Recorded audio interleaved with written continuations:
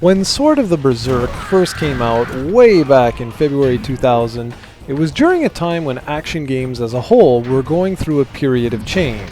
We already had the incredible Metal Gear Solid, and we're only a year away from the first Devil May Cry on the PlayStation 2.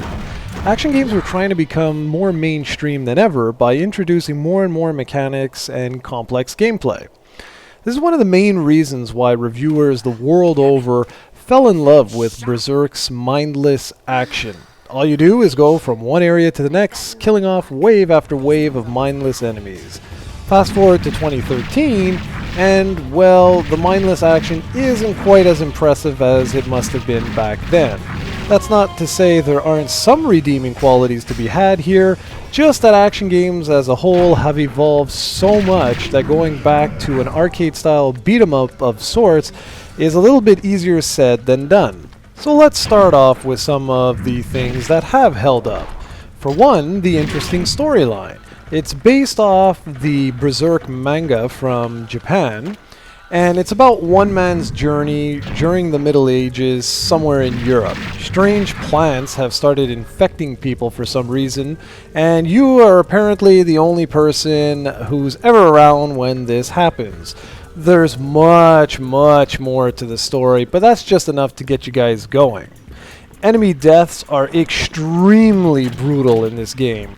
Not only can you impale your enemies, but you can slice them in half and just so much more. And it fits the theme perfectly, and it's really clear that the developer really didn't hold anything back and had fun with the license. Oh, and by the way, one of the selling points to this game way back when was the fact that the North American version has 30% more blood. How hilarious is that?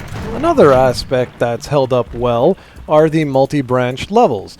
During certain scenes, a QuickTime event will play out, and if you fail to press the button fast enough, instead of dying, you actually continue through a different path of the level than had you pressed the button, well, quick enough to proceed. And that adds some replay to the game because, well, technically you can replay certain sections in multiple paths, in multiple ways. There's simple and effective gameplay that still holds up, well, fairly well.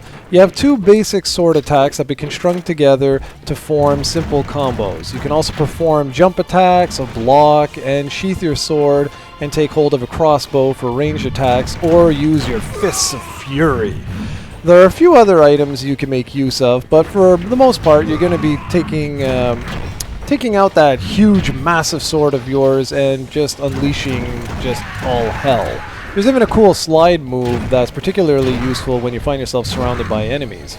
One of the coolest moves in the game is when you basically take enough damage, your Berserk meter fills up, and once it's maxed out, Guts, the main protagonist, will enter Berserk mode. And it's cool because there's this neat graphical overlay that goes on the screen.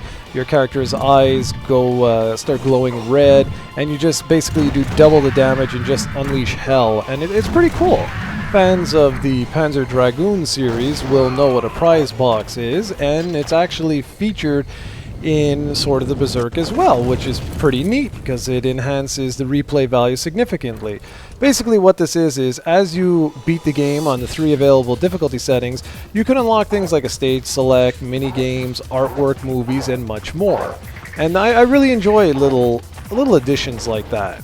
And for the most part, the graphics still hold up. I mean, stone walls, rivers, and most importantly, your badass sword all look as they should. There's a nice mix of enemy designs and environments, and Guts' animations are pretty impressive for a game that was released before the dawn of the PlayStation 2. Some stages do look a little barren, and enemies don't feature the same level of animations as Guts does, but for the most part they're not bad. Do keep in mind that this was released just as the PlayStation 2 was getting ready for release, meaning that everyone was still used to PlayStation 1 graphics, so they do hold up fairly well for the most part. The soundtrack overall is a little generic, but the sound effects are great. The sound of the sword hitting walls and slicing up enemies sounds raunchy, just as it should. The voice acting is actually a lot better than I thought it would be. It's clear some real effort went into this, and this was during a time right before real production values were spent and money was spent on voice acting as a whole. I mean, Leonardo from the original Teenage Mutant Ninja Turtles cartoon voices Puck, one of the funny characters in the game. So what's not to like about that? Obviously, some actors do a much better job than others, but as a whole, it's impressive for its time, and like I say, it holds up well. And probably my favorite thing of the whole game is that there's a character named Balzac. Yeah, that's right, Balzac. Say that quickly and we have Ballsack. I mean, really, honestly, any game that names a character Ballsack, really, that's just full of win. But that's where the good ends, and now this is where all the problems pop in. Basically, if you get surrounded, blocking just doesn't work anymore. Instead, you need to slide or jump away or use one of your grenades to help clear a path. But overall, I found the blocking mechanic to be really slow and often unresponsive. The camera angles can be absolutely horrendous, especially when you're in close quarters. It's not uncommon to have 4 or 5 enemies in front of you that you didn't even know were there until you got hit by arrows or some other attacks they were doing. The lack of a map system also makes it so that it can be very difficult to know where you've got to go next. Oftentimes I would run around in circles until I accidentally found where I was supposed to go. Either a map or some on-screen indicator pointing you in the general direction of where you needed to go next would have been much, much better than just aimlessly running around. And for every minute of gameplay, there are 10 minutes of cutscenes. And no, I am not exaggerating. There's actually a point in the game where you can put the controller down for almost 30 minutes. Even back in early 2000 when this game was released, that was just completely and utterly unacceptable. I mean, for God's sakes, you're basically watching an interactive movie of sorts. Another highly annoying feature in the game has to be the way Guts' sword bounces off walls and other surfaces just as it would in real life. And why is that bad? Well, this is a video game. That shouldn't happen. And it doesn't happen when you're in Berserk mode, but it does happen every other time. And that is extremely, extremely annoying. So what happens when you put all these things together? Well, Sword of the Berserk is a very basic action game that feels really dated in 2013.